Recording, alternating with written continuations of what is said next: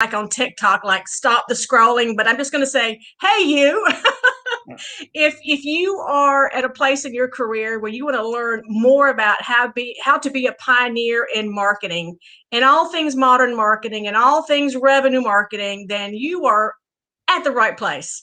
My name is Dr. Debbie Guy-Geesh, and the name of my show is Get Real with Revenue Marketing. Twice a week, we sit down, we take a pause, and we chat with some of the best that's in the industry. Now, I don't know about you, but I like to find out what other people are doing. I like to find new ways to be inspired and motivated around what I do as a marketing leader. And that's really what this show is all about. And by the way, we do call BS when we hear BS. So you're not going to hear a lot of that on this show. It's just real, practical, incredible things that marketers are doing every single day. So today I'm super, super excited to have Tom DelMonte on the show with me. Tom, how long have you and I known each other? It's going back several years now. Everything Yeah, seems to have pushed pause given the last year that right? 2020 was. I think we connected, I think at a conference way Yeah, back when, maybe 5, 6 years ago, and then did a little bit of fun work together over the last 2, 3 years. yeah, but we never met face to face, No, have we? Well, we're going to no, have to change that this year, once we get traveling again. that's for sure. So, everybody, let me tell you a little bit about Tom. Tom is the head of North American marketing operations for SAP America. Yeah. And, every guest that comes on the show, I always ask them, well, what would you like to talk about? What's going to what tickles you? And of course, he gave me a whole list of things to talk about, but we've narrowed it down to two topics today that I think you will find of particular interest. The first one is how the head of marketing operations is a strategic partner to the head of marketing, and in many ways is an enabler of that person really getting a seat and a voice at the table. And the second topic we're going to spend a little bit of time on is when you think about marketing operations, what stays global, what needs to go local, what needs to get centralized, right? And so it's kind of messy, but those are the two topics that we're going to jump into. So, Tom, welcome to the show. Thanks so much, Debbie. So happy to be here. So this is his last thing before he takes off for Disney. So I'm glad I was able to get in before he Yeah. took off. So anyway, well, Tom, let's start with a little bit about your career. Yeah. Kind of tell us a little about your progression and kind of how you wound up in marketing operations and a little bit around your general responsibilities. Yeah, for sure. Thanks, Debbie. So, as Debbie mentioned, my name's Tom DelMonte, head of North America marketing ops or marketing operations for SAP here in North America. Been here. This is my 24th year, so I feel Wow. really blessed. I know that's probably an anomaly in today's world. Before joining SAP way back in '98, I did a couple of stints in sales. Found out I didn't really love that, in all honesty. So sometimes it's good to find out what you don't like. Absolutely true. Yeah, started my career in market research, though. So that kind of, I didn't realize it then. That kind of put a bit of the bug in me for some analytics, if you will, but that was way back when, and I didn't know. But as I mentioned, I started SAP in '98. Had probably about 8 or 10 careers here, which has been a wonderful opportunity. Isn't that great that you can be in one company, and as the company grows and expands, you can change careers within a single company? That's phenomenal. It is, our employee numbers kind of, your serial number, as it were, is the number employee you were that was hired. So I'm in the 9,000s is mine. We're well over 100,000 employees now. Wow. So there's such a blessing in that. You're absolutely right. Have had a wonderful path. And to your point, Debbie, it's been nice I started in kind of an internal consulting field where I helped to develop our forecast systems, that sales uses, like a CRM or a Salesforce automation product today. We kind of custom built it way back when in '98. Oh, yeah. And then right away, I say right away, it was after 4 years, but my boss was overseas in Germany, and SAP is based in Waldorf, Germany, a German company. tapped me on the shoulder and said, hey, there's a position over here that I think you'd be good for. You want to interview for it? Interviewed for it, and it ended up being actually what they call a board assistant. It's someone who's kind of like the right-hand person for someone on our executive board that handles a lot of his or her day-to-day operations. What do they do? Where do they need to be? What do they need to prep for? That was baptism by fire, Dad, let me tell you. I'm sure it was. And I'm sure you learned so much about the company, especially from an executive perspective in that role. Not only from an executive perspective, but in all honesty, from a German perspective. It was the heritage of our company. There are things, there's some stereotypical, jokes about, German culture being very process oriented. And it is. If there's two things you want to get from a German company, it's enterprise software and a car. And those, and, so I really got to experience the logic. So if there's anything also, it's why things are done. So, and it also exposed me to culture, right? Right. A different culture about how decisions are made.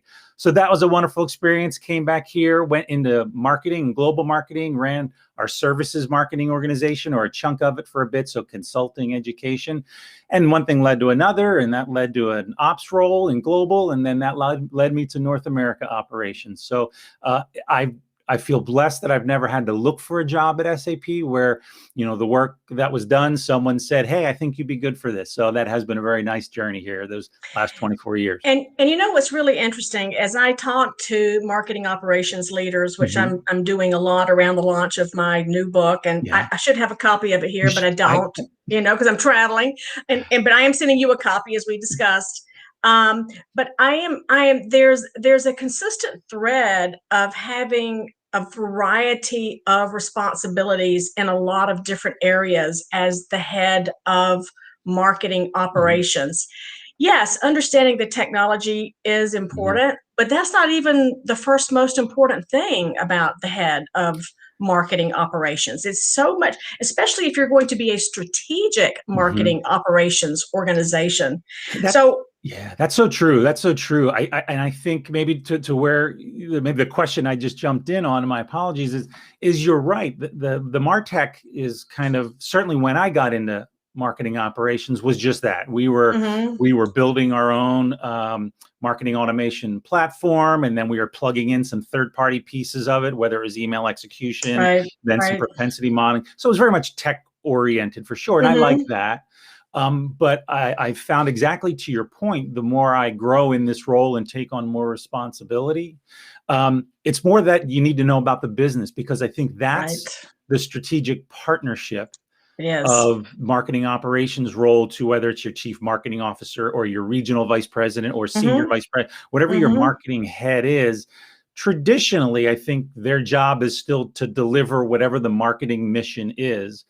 Now you look at all of the enablement for them, that is the marketing ops world, I feel anyway, or part of it. And you can only be as effective as if you know the business questions that your either boss, if you report to the marketing lead, or your main stakeholder, which is in my case, what they're being held accountable for, right? What do they need to do? So it is that married. It's not so much the MarTech stack anymore. That's important, but that's not the marketing ops primary focus anymore.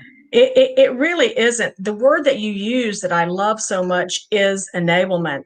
And I often say that any organization that has a sophisticated or strategic marketing operations organization, it's like when you play golf and you get a mulligan, you get a second shot, right? You get a second chance, because a lot of CMOs, they try to deliver on the promise of technology that, contribution to revenue, pipeline, and those kinds of things. But, they were doing it with, without having really the tools and the mindset and the skill sets in place. And then now, once CMOs or heads of marketing have these marketing operations organizations that are enablers, this is the chance to get it right. Right? It is. I mean, it's that enablement, or, some people potentially marry that, and maybe they should, with digital transformation. I mean, we've heard that term certainly a lot over the years, probably even longer, I'm sure. It's probably been a decade, maybe even now. And certainly us at SAP, or we at SAP similarly. But marketing, I don't know, Debbie, if you find this as you've been going around with in with the book and the research that you guys do anyway, but is we were a little bit of, I'll call it the cobbler's children, marketing organizations. We didn't have, and being a software company, we didn't have the marketing software in place, much of it. We certainly, obviously, we're an enterprise software company, and we're B2B, so we had a lot in place, but it felt, and maybe this is just being in one place for too long, 24 years, not too long, for long enough, that I just felt we could always get more, right? Sometimes the grass always does look greener on the other side, the startups that look all nice and flashy. Right. But that transformation is now, again, at least for us here, really starting to take hold. And that enablement from a marketing ops lead is driving that. It is so important. And, and what I always tell people is that marketing operations is still like the Wild Wild West. There's no one set of answers that works for every organization. It's so dependent upon where that organization is.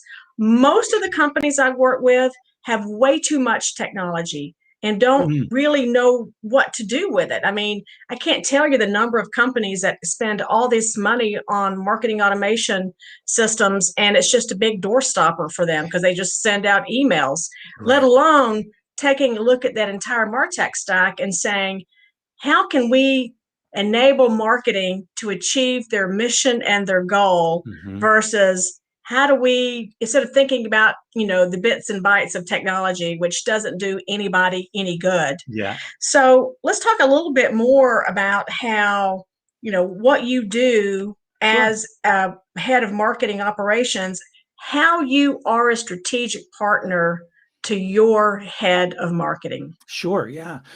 So just to give a little bit of the layout of how we're organized on it, and then I'll carry that over to how we partner up with my head of marketing. I guess you'd say we have kind of 6 areas, if you will, if you picture like a circle, I guess. We start and we kind of follow, I think, and we structured it this way, I think along the marketer's journey, as we would call it. You start as in your strategic planning and budgeting. And that's typically, your hopefully your chief marketing officer sets a vision, sets a go-to-market strategy, whatever that is. That's then got to cascade down. As mentioned, I have peers that do other regions around the world. I handle North America. We've got to internalize that and find out, okay, now how does that drive how we as a North America marketing operations team goes? So you deal a lot with KPIs and strategic direction setting, and that cascades right then into budget management. So my budget has to align with where our important areas are. Second area around just the funnel, demand management, right? We don't really own that in North America. That but you sure enable it. But we sure enable it. And that's really where the global and local that we'll talk about in a few minutes, goes. We enable that whole funnel so everyone knows that. Then you get into the reporting side, performance management. How did my actual campaign perform? How are our tactics performing? Are our conversion rates correct? A lot of maybe the traditional data geeks that we would know, reporting jockeys that we would call them. But then that cascades over and completes that circle with customer insights. So we've got some folks that really take that step back. Maybe you'd call it a little more strategic at, marketing mix optimization models or voice of the buyers, those kinds of macro types of data that really say, what's the landscape start to look at? Because then that completes the circle, if you will, right back into your strategic planning. And then the last 2 things there, underpinning that, MarTech stack and governance and process, right? I think there's no, marketing operations role that would get ever away from you've got to, understand and help support and even own the MarTech stack. And then, the plumbing, the governance and process, that's where you get to the standardization, the efficiencies that were maybe some early areas. And just for all of our watchers, the 6 areas that Tom has outlined here is really kind of it's really kind of a best practices, I think, for a strategic marketing operations organization. So again, it was strategic planning and budgeting, it was demand management, reporting and performance management, the customer insights, the MarTech stack, and governance and processes. So I just think, day in and day out, if you're going to be a strategic marketing operations organization. Those are basically 6 great areas to have focused on within your organizational structure. Yeah, Okay. and those big four, those first four are really almost how my teams are oriented. Right. Around budget, demand management, performance management, and customer Right. insights. And then we have some centralized teams that help us with the MarTech and the process. And then to the beginning part of your question, how does that enable, or how does that partner with my senior vice president of marketing? So I don't report to her. We've actually centralized our operations. We pulled all of the operations, like me, out of the regions. We're still with them, and she's really almost my boss, but technically I report up into our COO within marketing. That's just kind of organizationally how it's set up. But you have a COO of marketing? Of marketing, correct? Yes.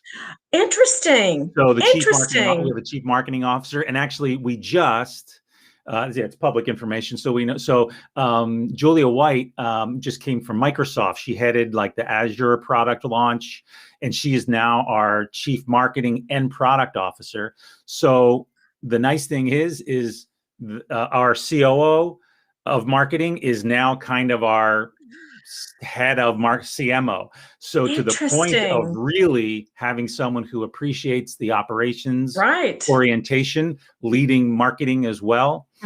It will be a nice, that just happened over the last month. I have not met Julia, but I know exactly who she is, because I did a lot of work with Microsoft when Azure was just becoming a thing, right? And now it's just fantastic. That is wonderful. Congratulations. That's awesome. So that's our setup. That's organizationally. And then how we support, just to give almost even as a small anecdote, just last night, my head of marketing, she called me earlier in the afternoon and said, listen, I got a call. It's late, a little bit later at night, 6 o'clock on the East Coast time. It's with a particular 2 set of stakeholders. They want to dive a little, they're challenging me on some numbers a little bit here. I am not walking into that phone call without you. So just as an endorsement of how we support is taking a step back. We look at most folks probably out there watching know Scott Brinker and the MarTech stack. And I think the number is over 8,000, platforms now. That is just an unmanageable amount of data. It is. Coming in. And so the marketers, my head of marketing, she relies on the team, all those areas that I talked about, to say, listen, we can't be RoboCops. We are not the super Terminator, we can handle everything. There's just a finite amount of what a marketer can do. And we're throwing so much on a marketer's plates, whether it's the individual marketer or that head of marketing. But for that head of marketing, she's like, listen, you're my COO. You've got to help me with, are we operating as efficiently as possible? All of this data, especially now, Debbie, over this last year where we're all virtual in a very heavy relationship engagement field, B2B and the enterprise space, for an account executive to go fully digital, that's humbling. You don't have as easy an ability to build that relationship. Therefore, you need to get it from data, understanding the customer journeys that customers are going through on your website. That amount of knowledge, you have to have people that can dive into that to help make your marketer the smartest marketer in the room, the smartest person in the room, because they can't do that all. So we really help enable along those areas. I've not only have to get smarter from the digital, I not only have to know from the data-driven stuff, because there's so much data, help me weed out the most important elements. That's not just, we call it, don't just report the news. Give me what my stakeholder is going to ask me, and prepare me to answer that question, plus 3 more things they didn't know. Because marketing now, we've got this data that technically probably sales won't have. Give them that insight. So it's really around the insights that we can deliver to them, and the visibility into what's happening in the account spaces that maybe sales has lost touch of over the last year. And I think one of the best quotes I got from you from the book was one of your marketing leaders at one time said something like, don't give me data, give me insights. Yeah, that was it. That was it. Yeah. In fact, it was this one that I report to when I took over as head, and she said, listen, if you do one thing, don't just give me the data, give me the insights. So to your question, or to your comments at the top of the interview, it is not just about having great people who know Power BI or SAS, or pick your reporting platform, Python or R. It's not just the data, it's what is that answer?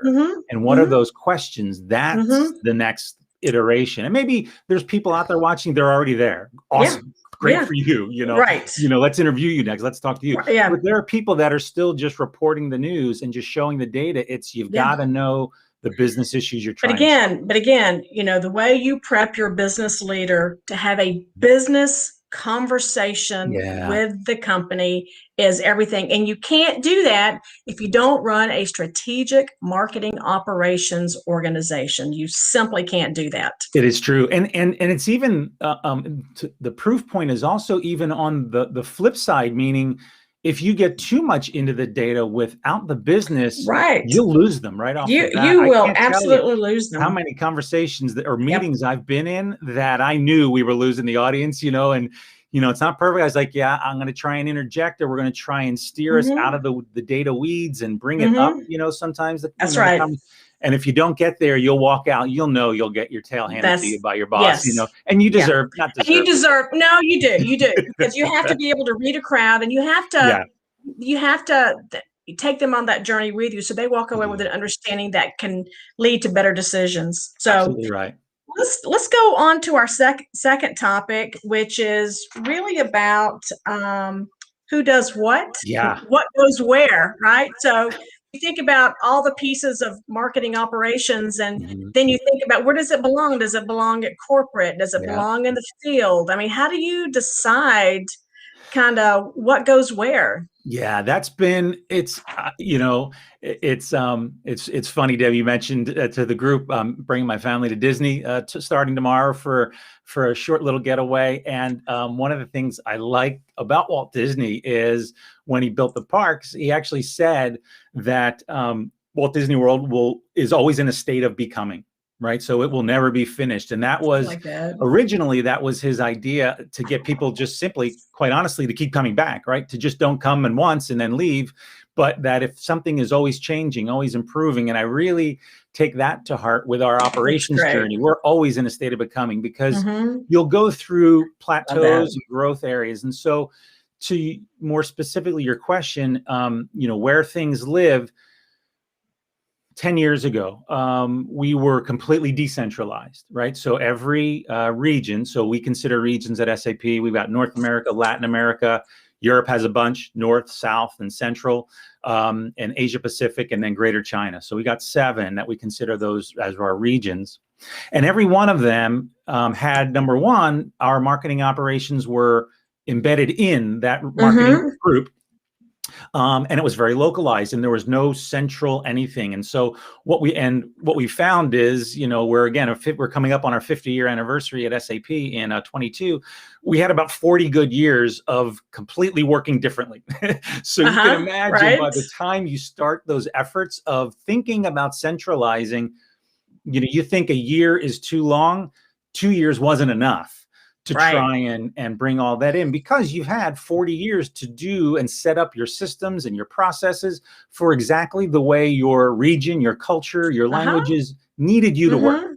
But what that does is, if you put yourselves on a scatter plot, you are scattered. You are everywhere. You are nowhere sharing similar areas. And particularly because at that time, marketing didn't really have a standard platform, right? Many sales groups, you either had CRM or Salesforce automation tools that forced some standardization. Marketing didn't have that. So the first item was to really start to say, okay, Germany and where we centralized that, said, let's identify what could be centralized.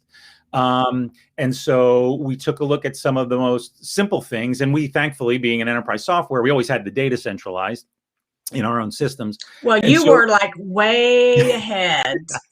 Because the data is always the hardest thing to centralize. It is without fail. So that you guys just jumped 10 steps ahead of everybody. And I'll throw a little asterisk on that, right? It was a throwaway comment that we were centralized. You go to every region and you get the one guy that pulls the server out from under the desk. Says, oh, but guess what I got on here?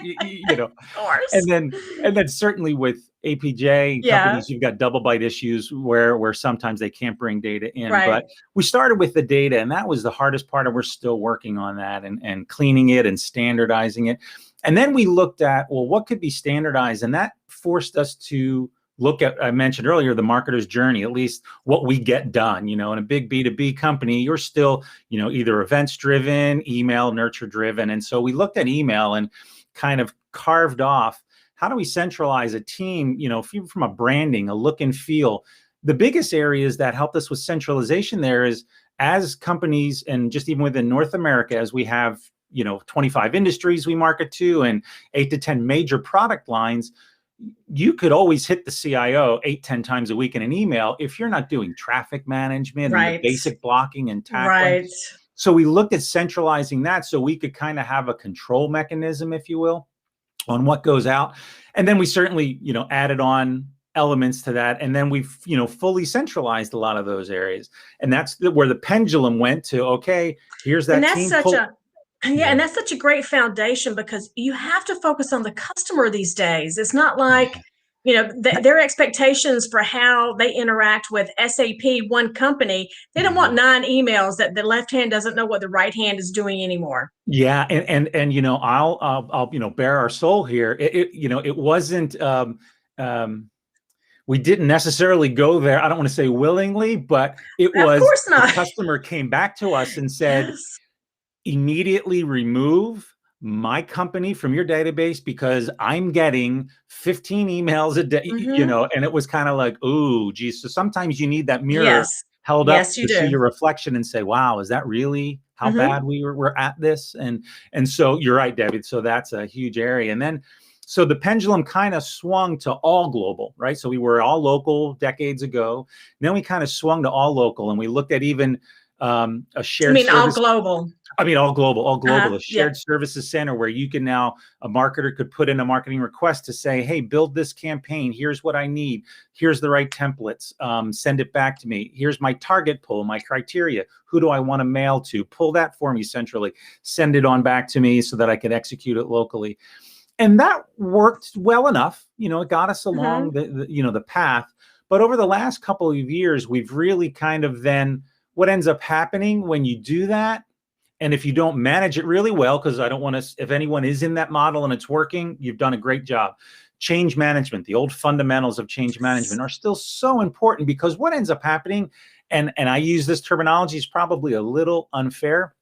When you globalize like that, or centralize, if you will, you kind of, and you're pushed to get efficiencies of scale and effectiveness and standardization, you kind of get the lowest common denominator.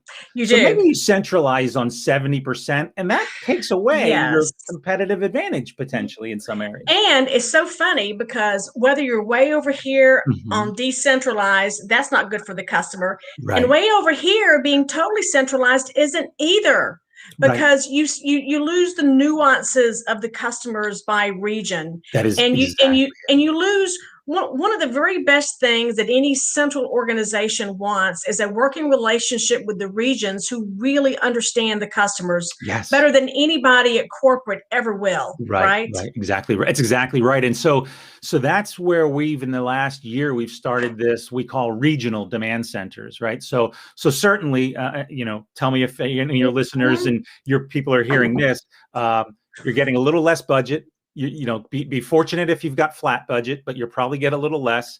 And the headcount that you lost last year, or people through attrition, you can't backfill them. Does that sound familiar to anybody? So you essentially, less people, less money, but probably 10 to 20% more performance that you need. So you certainly need to eliminate the inefficiencies in your system.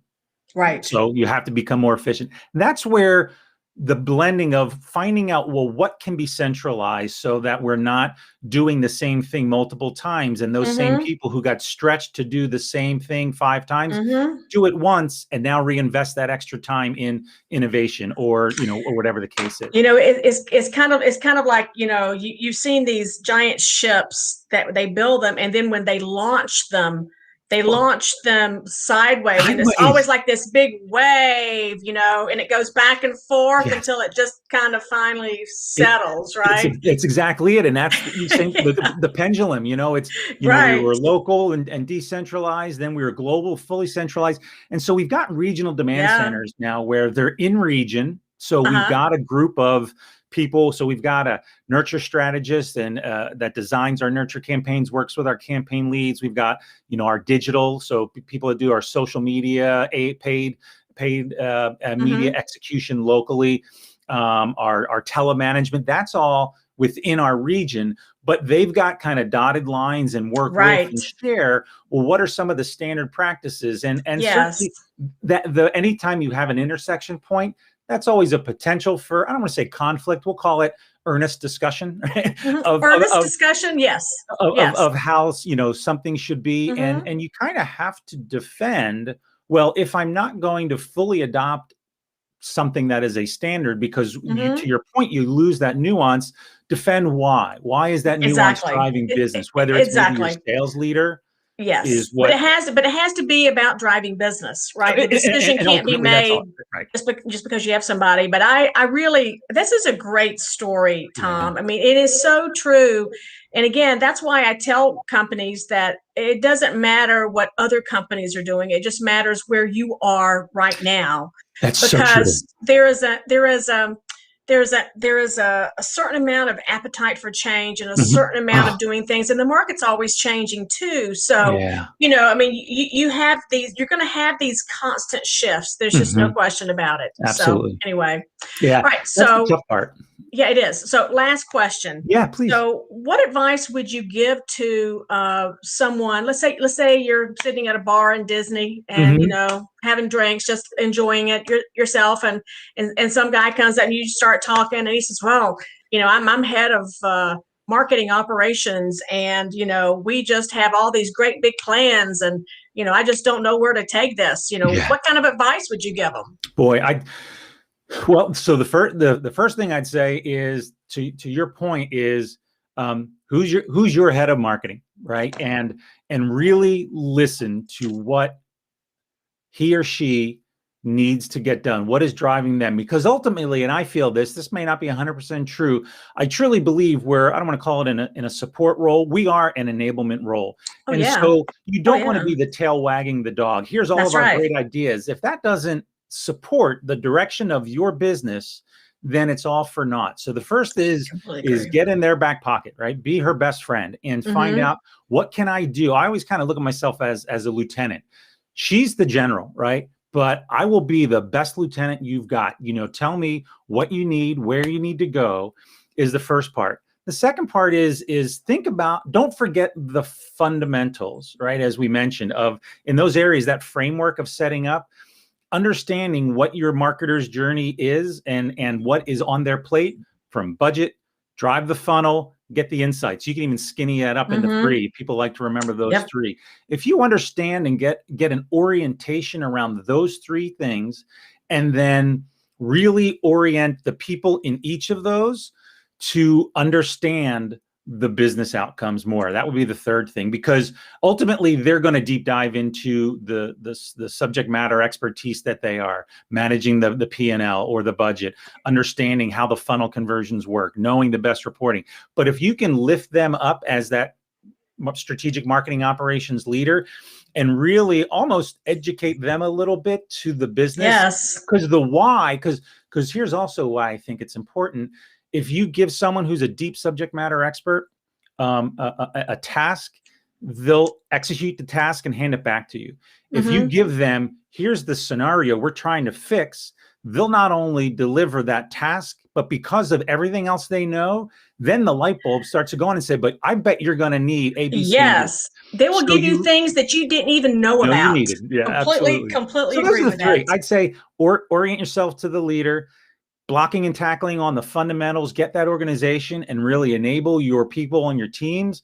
Or if it's the team is just you, then orient yourself to not only know all the details in those areas, but then elevate that conversation to the business. Because at the end of the day, any of the decisions that you defend, that you make from an operational direction, if you can defend it to the business needed it, 8 times out of 10, you're probably on solid footing.